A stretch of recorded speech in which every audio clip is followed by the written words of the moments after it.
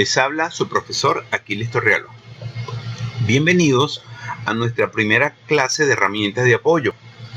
Tema titulado Informática, definiciones. En este primer tema vamos a conocer un conjunto de conceptos fundamentales y comenzamos por la definición de informática.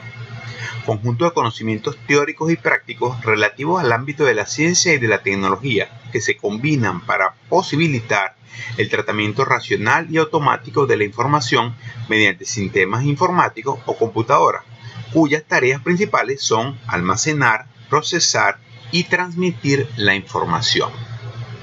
Según la Real Academia Española de la Lengua, la palabra informática pasa al español a través del francés informatique, contracción de las palabras información, que traduce información al español, y automatique, que quiere decir automática, aunque su origen se registra en el alemán Informatik. En realidad es una contracción de dos palabras, pues. ¿Cuál es el origen de la informática? O sea, ¿de dónde surgió? En realidad tiene relación directamente con el computador y con los distintos dispositivos que el hombre ha creado hasta llegar al computador. Por eso nos remontamos muchos años atrás, en la antigua Babilonia, 3500 años antes de Cristo, donde se creó el abaco chino. El abaco chino no es un computador, pero es un dispositivo que le dio idea a los grandes inventores para ir evolucionando hasta llegar a los computadores de hoy en día. Es un mecanismo en el cual, a través de unos rieles, o sea, unos palitos de madera, se deslizan unas pelotas. Inicialmente esto era de madera, hoy en día lo podemos ver como juguetes para niños hechos en plástico. La idea es que esto se utilizaba para sumar. ¿Cómo? Cada una de estas representaba una cantidad y estas también. Por ejemplo, yo puedo utilizar esta como decenas y esta como unidades. Si yo quería 30, movía 3. Quería 31, movía 1. 31. O también unidades de 1000, etc. En realidad, usar calculadoras no existían, obviamente. Se utilizaban estos dispositivos para sumar. Otro aporte interesante fue el que hizo el señor francés Blaise Pascal, quien en 1642 creó la máquina sumadora, también conocida como pascalina.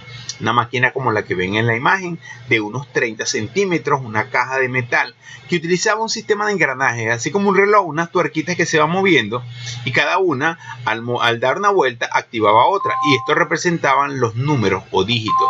Teníamos una entonces para las unidades. Cuando ella completaba una vuelta, se movía una de la decena, y cuando ella completaba una vuelta, esta completaba la centena, se movía una unidad, y de esa manera se iban representando las cifras.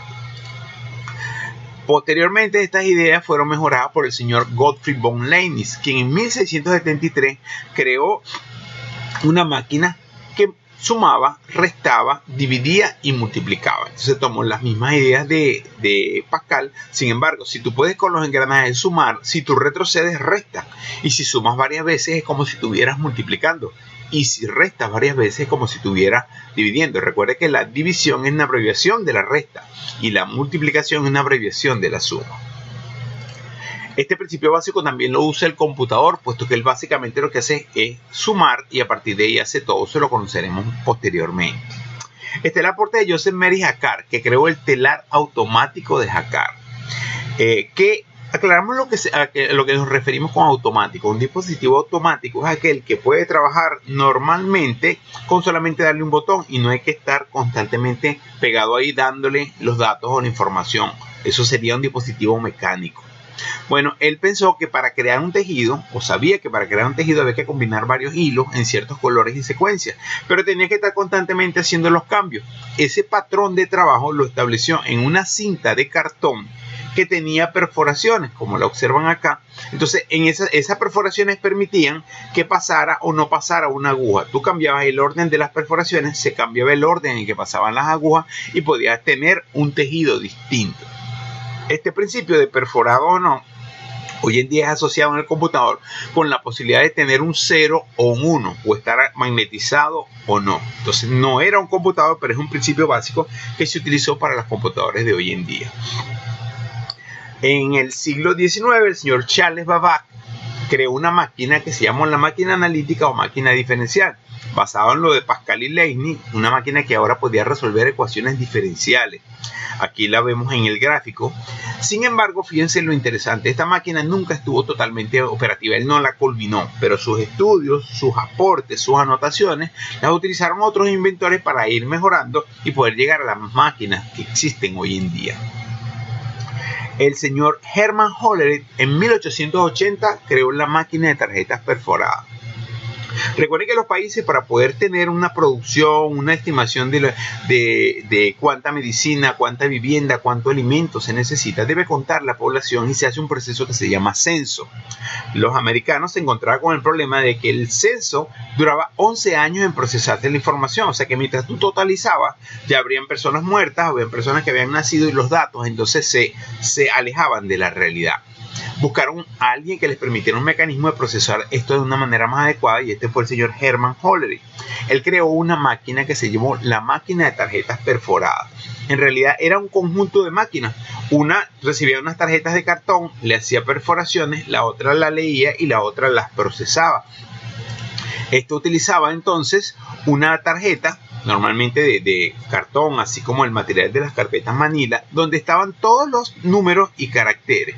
Y la letra que se quería representar simplemente se indicaba haciendo una perforación. Por ejemplo, si la palabra era casa, donde estaba la C se perforaba, donde estaba la A se perforaba en cada una de las líneas y se iba formando la palabra.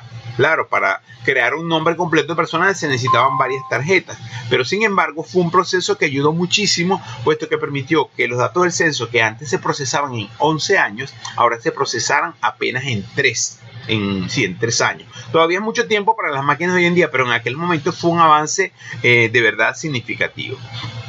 Llegamos al siglo XX. En el año 1931 se creó el primer prototipo de computador, Mark I.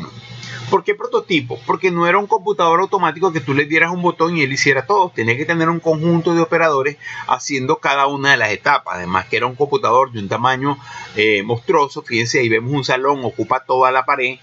Y entonces tenía que estar constantemente la gente dándole los pasos y llevándolos de uno a otro para que él hiciera el procesamiento. Todavía no llegó a ser automático. Es aquí donde se hace entonces importante el aporte de un señor llamado John von Neumann, que es considerado padre de la computación. Él creó el concepto de programa almacenado. O sea, él fue la primera persona que se le ocurrió que había que llegar y guardar la información en algún lado para que el computador la tomara de allí. Y de ahí surgió el concepto de programa, el concepto de lo que es la memoria.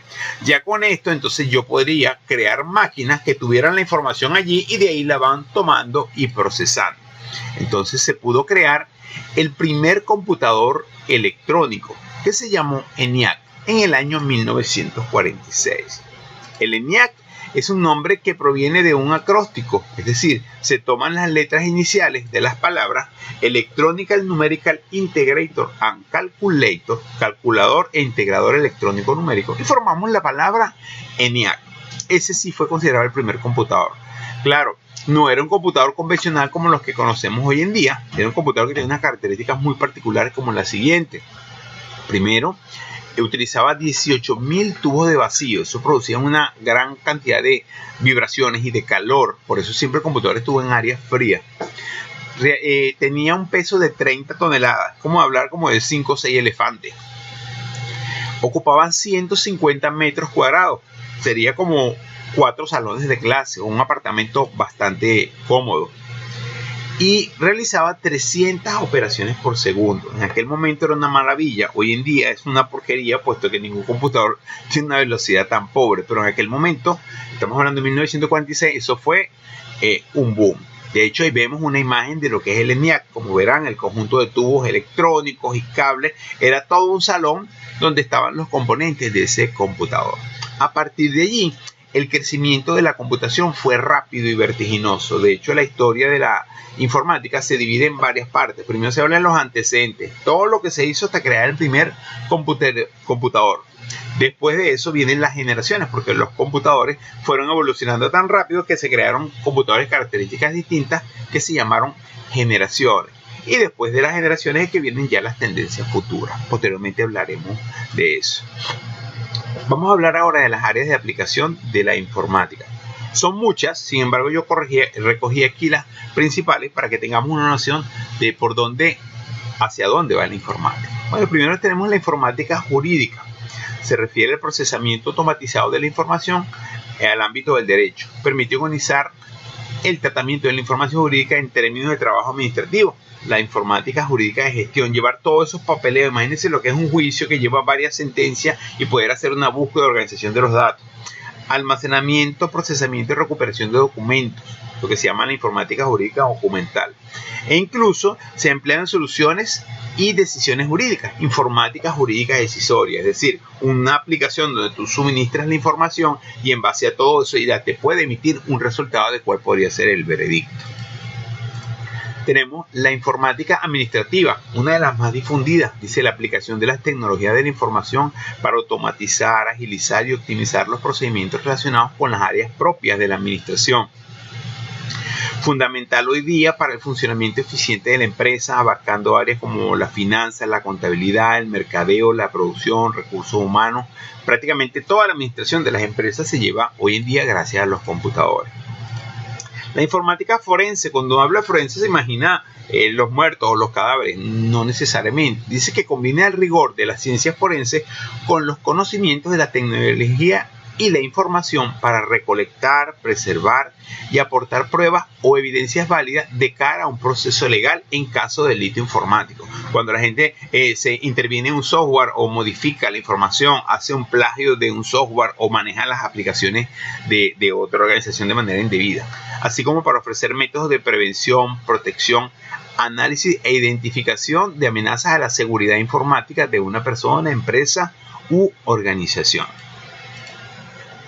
La informática médica, también una de las más difundidas, la aplicación en el área de la salud de las tecnologías de la información para el almacenamiento, procesamiento, análisis y recuperación de datos asociados a la prestación de servicios sanitarios, el estudio e investigación en la ciencia biomédica y la elaboración de diagnósticos y toma de decisiones en la asistencia a pacientes.